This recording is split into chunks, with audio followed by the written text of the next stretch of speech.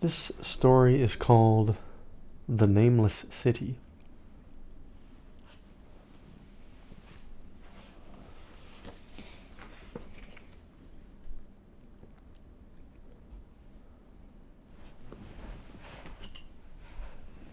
Well,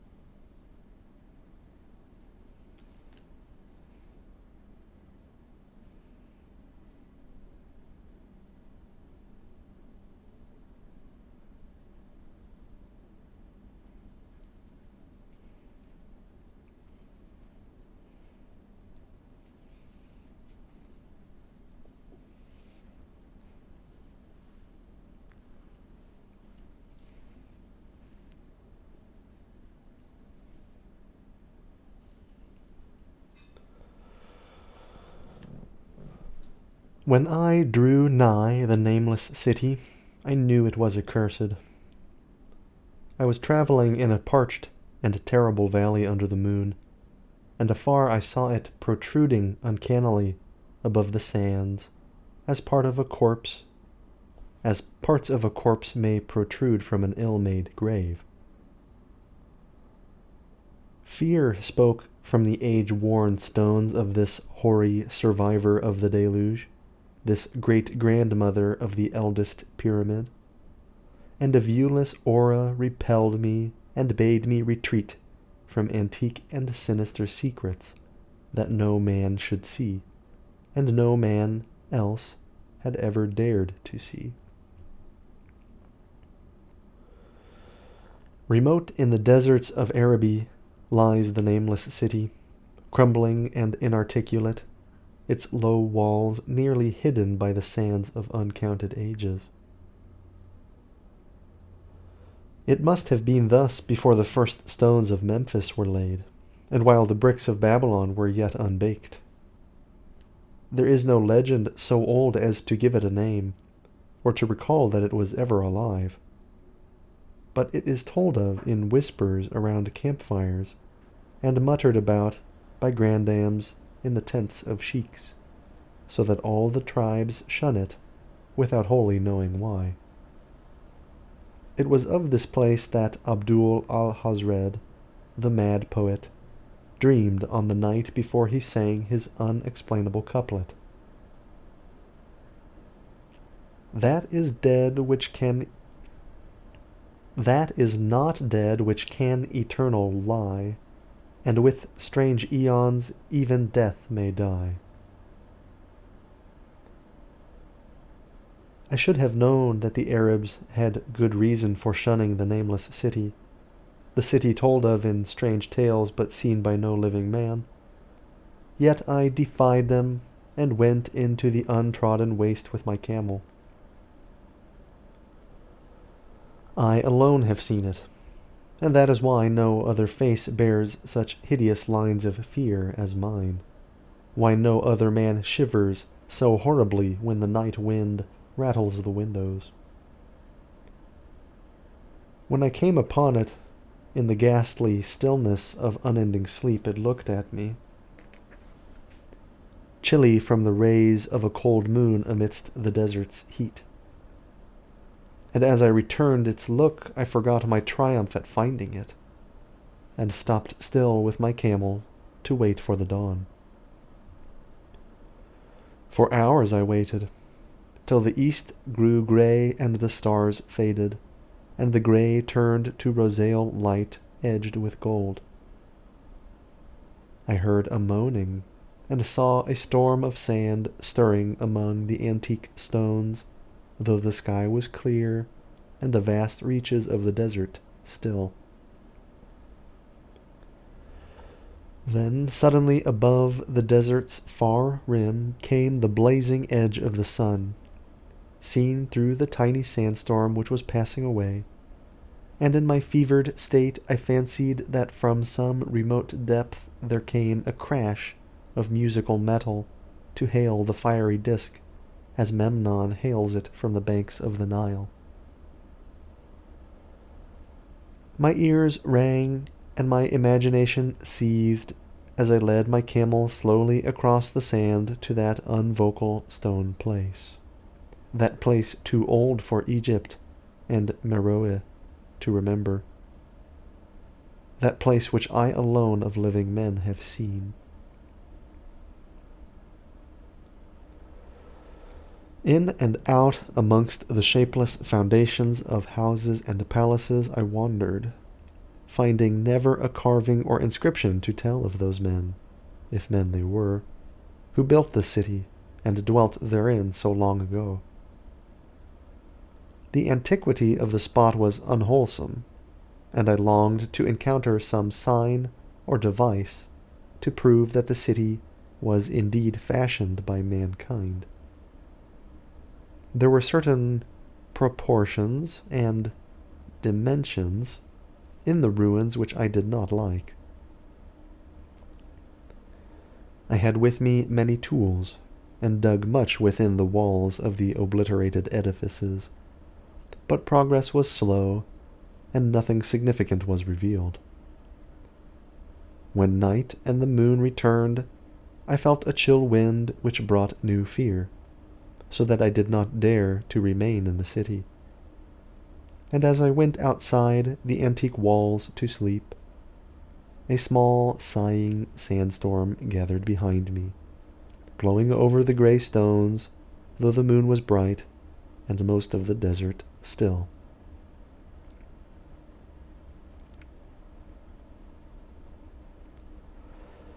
I awaked just at dawn from a pageant of horrible dreams, my ears ringing as from some metallic peal. I saw the sun peering redly through the last gusts of a little sandstorm that hovered over the nameless city, and marked the quietness of the rest of the landscape. Once more I ventured within those brooding ruins that swelled beneath the sand like an ogre under a coverlet, and again dug vainly for relics of the forgotten race. At noon I rested, and in the afternoon I spent much time tracing the walls, and the bygone streets, and the outlines of the nearly vanished buildings. I saw that the city had been mighty indeed, and wondered at the source of its greatness. To myself I pictured all the splendors of an age so distant that Chaldea could not recall it, and thought of Sarnoth the Doomed, that stood in the land of Manar when mankind was young, and of Ib, that was carven of grey stone before mankind existed. All at once I came upon a place where the bedrock rose stark through the sand and formed a low cliff, and here I saw with joy what seemed to promise further traces of the antediluvian people. Hewn rudely on the face of the cliff were the unmistakable facades of several small, squat rock houses or temples, whose interiors might preserve many secrets of ages too remote for calculation, though sandstorms had long since effaced any carvings which may have been outside. Very low and sand-choked were all of the dark apertures near me, but I cleared one with my spade and crawled through it, carrying a torch to reveal whatever mysteries it might hold. When I was inside, I saw that the cavern was indeed a temple, and beheld plain signs of the race that had lived and worshipped before the desert was a desert.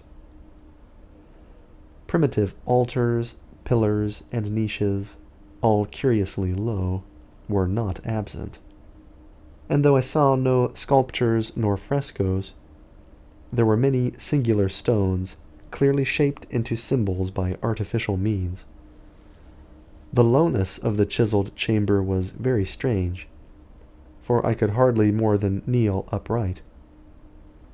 But the area was so great that my torch shewed only part at a time. I shuddered oddly in some of the far corners, for certain altars and stones suggested forgotten rites of terrible, revolting, and inexplicable nature, and made me wonder what manner of men could have made and frequented such a temple.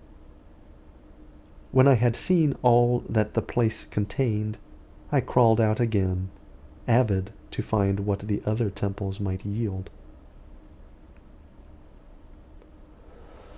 Night had now approached, yet the tangible things I had seen made curiosity stronger than fear, so that I did not flee from the long moon-cast shadows that had daunted me when first I saw the nameless city. In the twilight I cleared another aperture, and with a new torch crawled into it, finding more vague stones and symbols, though nothing more definite than the other temple had contained. The room was just as low, but much less broad, ending in a very narrow passage, crowded with obscure and cryptical shrines. About these shrines I was prying, when the noise of a wind and of my camel outside broke through the stillness and drew me forth to see what could have frightened the beast. The moon was gleaming vividly over the primeval ruins, lighting a dense cloud of sand that seemed blown by a strong but decreasing wind from some point along the cliff ahead of me. I knew it was this chilly, sandy wind which had disturbed the camel, and was about to lead him to a place of better shelter, when I chanced to glance up and saw that there was no wind atop the cliff. This astonished me, and made me fearful again, but I immediately recalled the sudden local winds I had seen and heard before at sunrise and sunset, and judged it was a normal thing. I decided that it came from some rock fissure leading to a cave, and watched the troubled sand to trace it to its source, soon perceiving that it came from the black orifice of a temple a long distance south of me, almost out of sight. Against the choking sand cloud I plodded toward this temple, which as I neared it loomed larger than the rest, and shewed a doorway far less clogged with caked sand. I would have entered had not the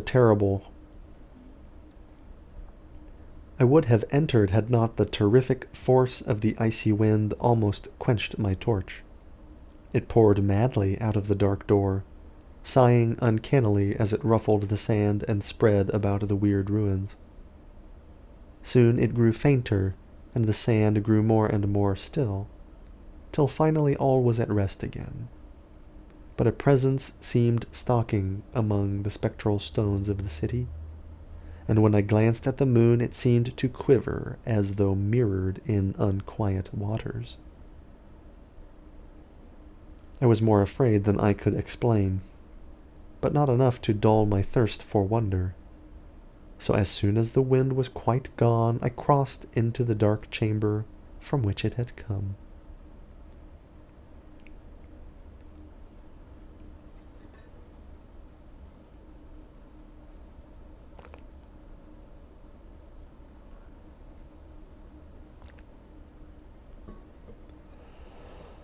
This temple, as I had fancied from the outside, was larger than either of those I had visited before, and was presumably a natural cavern, since it bore winds from some region beyond. Here I could stand quite upright, but saw that the stones and altars were as low as those in the other temples. On the walls and roof I beheld for the first time some traces of the pictorial art of the ancient race, curious curling streaks of paint that had almost faded or crumbled away, and on two of the altars I saw with rising excitement a maze of well-fashioned curvilinear carvings. As I held my torch aloft, it seemed to me that the shape of the roof was too natural, too regular to be natural. and I wondered what the prehistoric cutters of stone had first worked upon. Their engineering skill must have been vast.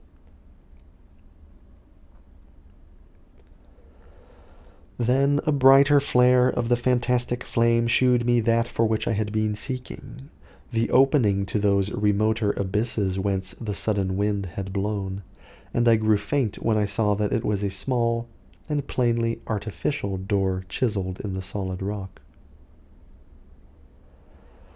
I thrust my torch within, beholding a black tunnel with the roof arching low over a rough flight of a very small, numerous, and steeply descending steps. I shall always see those steps in my dreams, for I came to learn what they meant.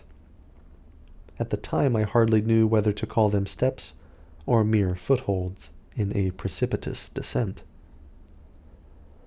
My mind was whirling with mad thoughts, and the words and warnings of Arab prophets seemed to float across the desert from the lands that men know to the nameless city that men dare not know.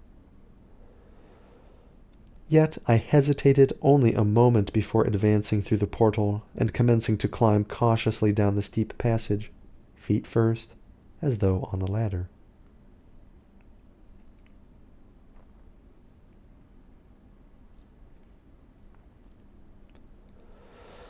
It is only in the terrible phantasms of drug or delirium that any other man can have made such a descent as mine. The narrow passage led infinitely down like some hideous haunted well, and the torch I held above my head,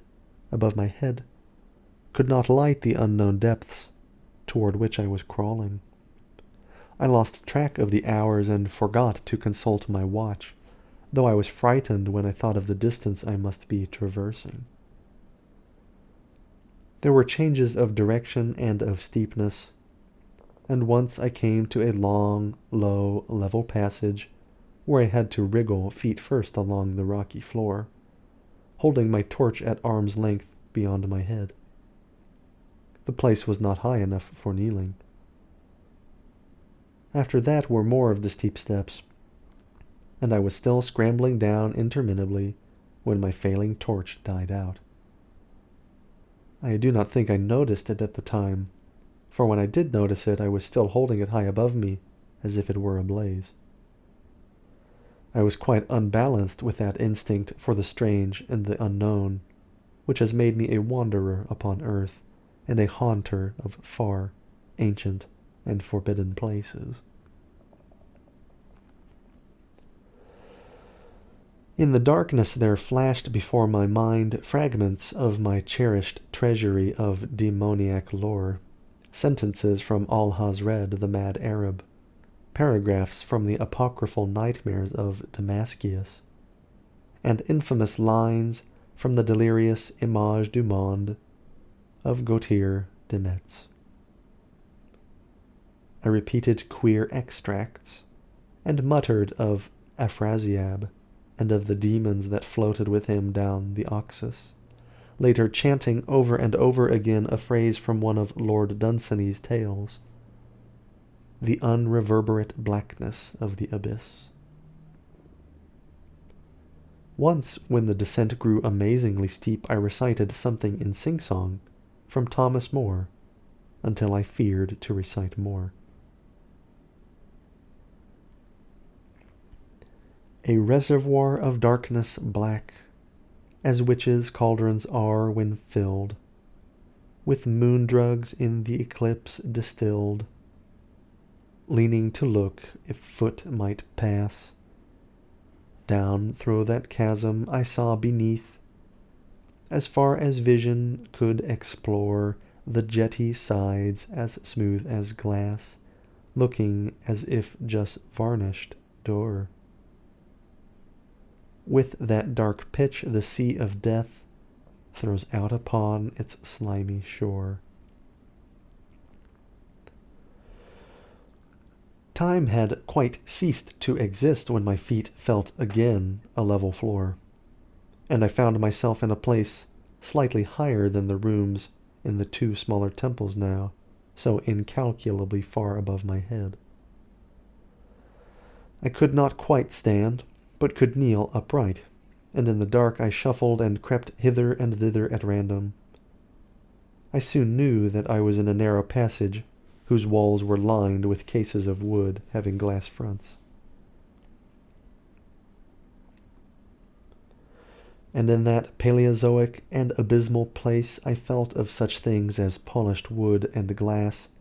I shuddered at the possible implications.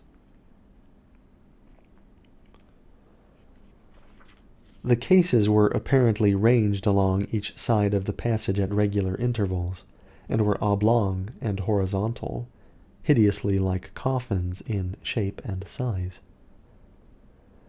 When I tried to move 2 or 3 for further examination, I found that they were firmly fastened.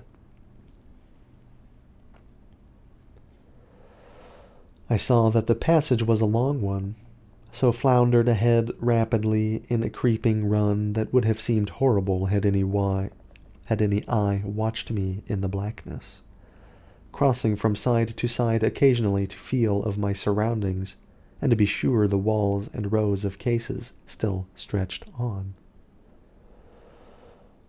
Man is so used to thinking visually that I almost forgot the darkness and pictured the endless corridor of wood and glass in its low-studded monotony, as though I saw it. And then in a moment of indescribable emotion, I did see it. Just when my fancy merged into real sight, I cannot tell. But there came a gradual glow ahead, and all at once I knew that I saw the dim outlines of the corridor and the cases, revealed by some unknown subterranean phosphorescence. For a little while, all was exactly as I had imagined it, since the glow was very faint. But as I mechanically kept on stumbling ahead into the stronger light, I realized that my fancy had been but feeble. This hall was no relic of crudity like the temples in the city above, but a monument of the most magnificent and exotic art. Rich, vivid, and daringly fantastic designs and pictures formed a continuous scheme of mural painting whose lines and colors were beyond description. The cases were of a strange golden wood, with fronts of exquisite glass, and contained the mummified forms of creatures outreaching in grotesqueness the most chaotic dreams of man. To convey any idea of these monstrosities is impossible. They were of the reptile kind, with body lines suggesting sometimes the crocodile, sometimes the seal, but more often nothing of which either the naturalist or the paleontologist ever heard. In size they approximated a small man, and their forelegs bore delicate and evidently flexible feet, curiously like human hands and fingers. But strangest of all were their heads, which presented a contour violating all known biological principles.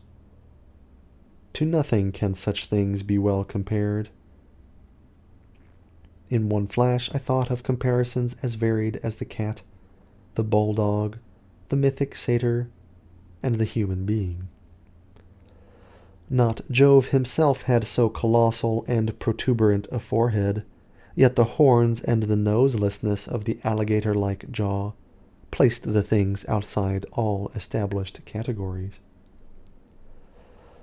I debated for a time on the reality of the mummies, half suspecting they were artificial idols, but soon decided they were indeed some Paleologian species which had lived when the Nameless city was alive.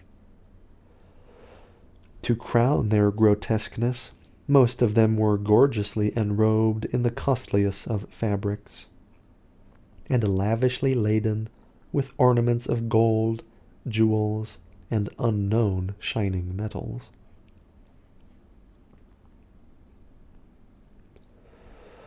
The importance of these crawling creatures must have been vast, for they held first place among the wild designs on the frescoed walls and ceiling.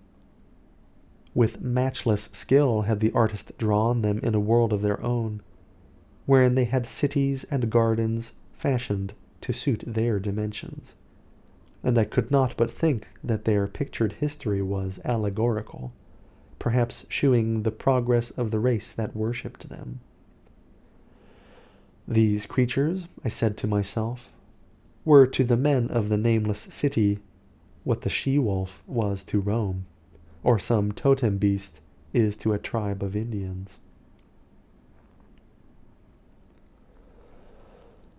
Holding this view, I thought I could trace roughly a wonderful epic of the nameless city, a tale of the mighty sea-coast metropolis that ruled the world before Africa rose out of the waves, and of its struggles as the sea shrank away, and the desert crept into the fertile valley that held it. I saw its wars and triumphs, its troubles and defeats, and afterward its terrible fight against the desert, when thousands of its people, here represented in allegory by the grotesque reptiles, were driven to chisel their way down through the rocks in some marvelous manner to another world whereof their prophets had told them. It was all vividly weird and realistic, and its connection with the awesome descent I had made was unmistakable. I even recognized the passages.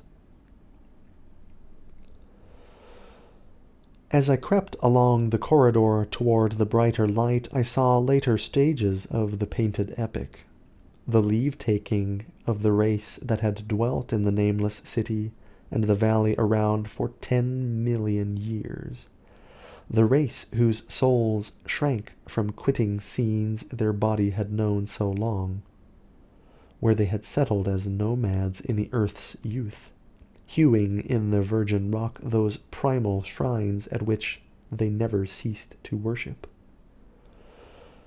Now that the light was better, I studied the pictures more closely, and, remembering that the strange reptiles must represent the unknown men, pondered upon the customs of the nameless city.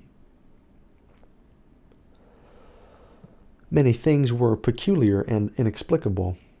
The civilization, which included a written alphabet, had seemingly risen to a higher order than those immeasurably later civilizations of Egypt and Chaldea.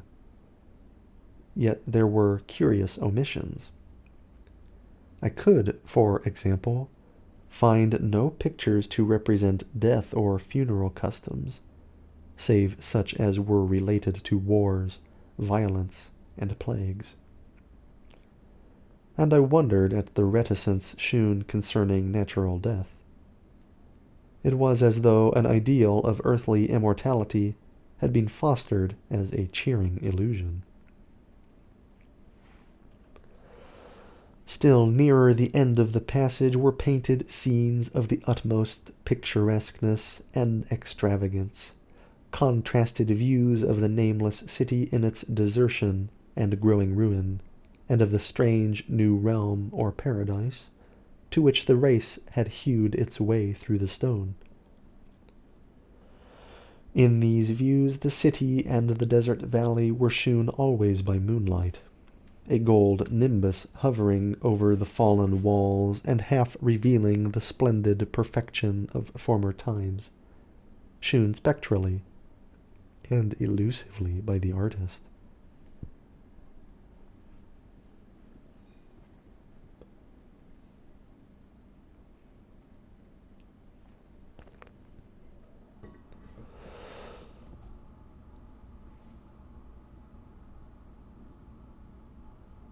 The paradisal scenes were almost too extravagant to be believed, portraying a hidden world of eternal day filled with glorious cities and ethereal hills and valleys. At the very last I thought I saw signs of an artistic anticlimax. The paintings were less skillful and much more bizarre than even the wildest of the earlier scenes. They seemed to record a slow decadence of the ancient stock, coupled with a growing ferocity toward the outside world from which it was driven by the desert. The forms of the people, always represented by the sacred reptiles, appeared to be gradually wasting away, though their spirit, as shewn hovering about the ruins by moonlight, gained in proportion. Emaciated priests, displayed as reptiles in ornate robes, cursed the upper air and all who breathed it, and one terrible final scene shewed a primitive-looking man, perhaps a pioneer of ancient Irem, the city of pillars, torn to pieces by members of the elder race. I remembered how the Arabs fear the nameless city, and was glad that beyond this place the grey walls and ceiling were bare. As I viewed the pageant of mural history, I had approached very closely the end of the low sealed hall, and was aware of a great gate through which came all of the illuminating phosphorescence. Creeping up to it, I cried aloud in transcendent amazement at what lay beyond. For instead of other and brighter chambers, there was only an illimitable void of uniform radiance, such as one might fancy when gazing down from the peak of Mount Everest upon a sea of sunlit mist. Behind me was a passage so cramped that I could not stand upright in it. Before me was an infinity of subterranean effulgence. Reaching down from the passage into the abyss was the head of a steep flight of steps, small, numerous steps like those of the black passages I had traversed. But after a few feet, the glowing vapors concealed everything. Swung back open against the left-hand wall of the passage was a massive door of brass, incredibly thick and decorated with fantastic bas-reliefs, which could, if closed, shut the whole inner world of light away from the vaults and passages of rock. I looked at the steps, and for the nonce dared not to try them. I touched the open brass door, and could not move it. Then I sank prone to the stone floor, my mind aflame with prodigious reflections which not even a death-like exhaustion could banish. As I lay still with closed eyes, free to ponder, many things I had lightly noted in the frescoes came back to me with new and terrible significance. Scenes represented the nameless city in its heyday, the vegetation of the valley around it, and the distant lands with which its merchants traded. The allegory of the crawling creatures puzzled me by its universal prominence, and I wondered that it should be so closely followed in a pictured history of such importance. In the frescoes, the nameless city had been shewn in proportions fitted to the reptiles. I wondered what its real proportions and magnificence had been, and reflected a moment on certain oddities I had noticed in the ruins. I thought curiously of the lowness of the primal temples and of the underground corridor, which were doubtless hewn thus out of deference to the reptile deities there honored, though it perforce reduced the worshippers to crawling. Perhaps the very rites had involved a crawling in imitation of the creatures. No religious theory, however, could easily explain why the level passages in that awesome descent should be as low as the temples, or lower, since one could not even kneel in it. As I thought of the crawling creatures, whose hideous mummified forms were so close to me, I felt a new throb of fear. Mental associations are curious, and I shrank from the idea that except for the poor primitive man torn to pieces in the last painting, mine was the only human form amidst the many relics and symbols of primordial life. But as always in my strange and roving existence, wonder soon drove out fear, for the luminous abyss and what it might contain presented a problem worthy of the greatest explorer.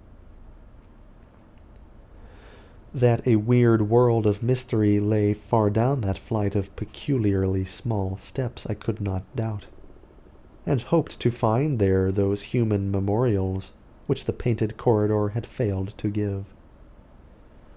The frescoes had pictured unbelievable cities, hills, and valleys in this lower realm, and my fancy dwelt on the rich and colossal ruins that awaited me. My fears, indeed, concerned the past rather than the future.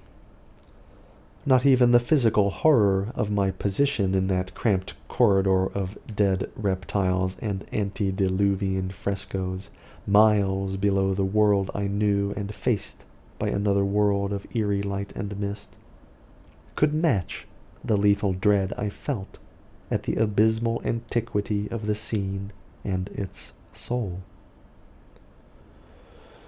An ancientness so vast that measurement is feeble seemed to leer down from the primal stones and rock-hewn temples in the nameless city, while the very latest of the astounding maps in the frescoes shewed oceans and continents that man has forgotten, with only here and there some vaguely familiar outline.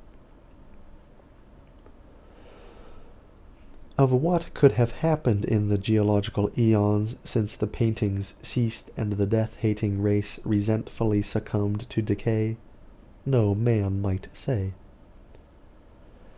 Life had once teemed in these caverns and in the luminous realm beyond.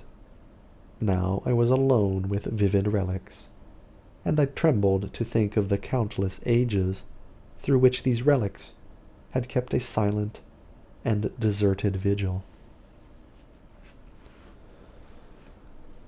Suddenly there came another burst of that acute fear which had intermittently seized me ever since I saw first the terrible valley and the nameless city under a cold moon.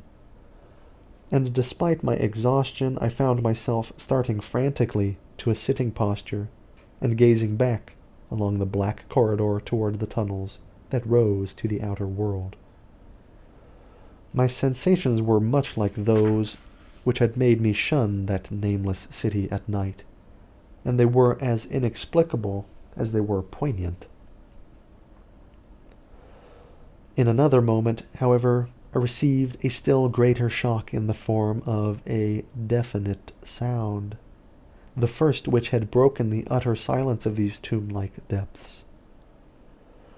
It was a deep, low moaning, as of a distant throng of condemned spirits, and came from the direction in which I was staring.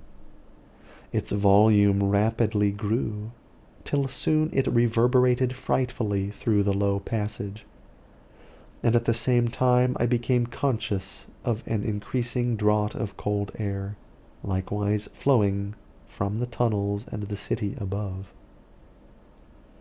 The touch of this air seemed to restore my balance, for I instantly recalled the sudden gusts which had risen around the mouth of the abyss each sunset and sunrise, one of which had indeed served to reveal the hidden tunnels to me. I looked at my watch and saw that sunrise was near, so braced myself to resist the gale which was sweeping down to its cavern home, as it had swept forth at evening. My fear again waned low, since a natural phenomenon tends to dispel broodings over the unknown. More and more madly poured the shrieking, moaning night wind into that gulf of the inner earth. I dropped prone again and clutched vainly at the floor for fear of being swept bodily through the open gate into the phosphorescent abyss. Such fury I had not expected, and as I grew aware of an actual slipping of my form toward the abyss, I was beset by 1,000 new terrors of apprehension and imagination. The malignancy of the blast awakened incredible fancies. Once more I compared myself shudderingly to the only other human image in that frightful corridor, the man who was torn to pieces by the nameless race. For in the fiendish clawing of the swirling currents there seemed to abide a vindictive rage, all the stronger because it was largely impotent. I think I screamed frantically near the last. I was almost mad. But if I did so, my cries were lost in the hell-born babble of the howling wind wraiths. I tried to crawl against the murderous invisible torrent, but I could not even hold my own as I was pushed slowly and inexorably toward the unknown world. Finally, reason must have wholly snapped, for I fell to babbling over and over that unexplainable couplet of the mad Arab Al-Hazred, who dreamed of the nameless city. That is not dead which can eternal lie, and with strange eons even death may die.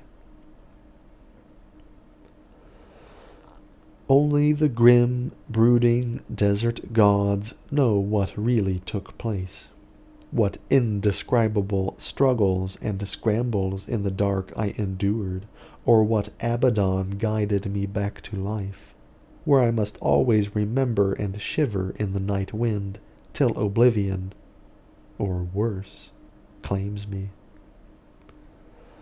Monstrous, unnatural, colossal was the thing, too far beyond all the ideas of man to be believed, except in the silent, damnable small hours when one cannot sleep.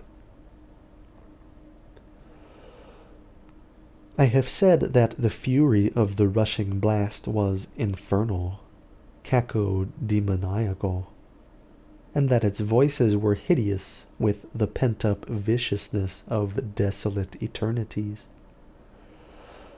Presently those voices, while still chaotic before me, seemed to my beating brain to take articulate form behind me, and down there in the grave of unnumbered eon-dead antiquities, leagues below the dawn-lit world of men, I heard the ghastly cursing and snarling of strange-tongued fiends. Turning, I saw outlined against the luminous ether of the abyss what could not be seen against the dusk of the corridor, a nightmare horde of rushing devils, hate-distorted, grotesquely panoplied, half-transparent, devils of a race no man might mistake, the crawling reptiles of the nameless city. And as the wind died away, I was plunged into the ghoul-peopled blackness of earth's bowels, for behind the last of the creatures the great brazen door clanged shut with a deafening peal of metallic music, whose reverberations swelled out to the distant world to hail the rising sun, as Memnon hails it from the banks of the Nile.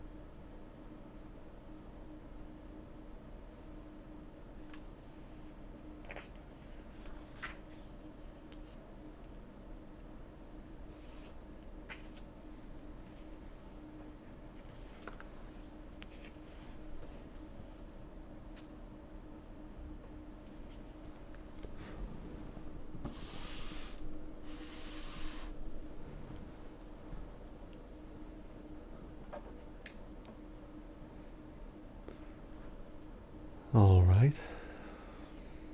I hope you enjoyed that story. Quite the adventure that was. Until next time.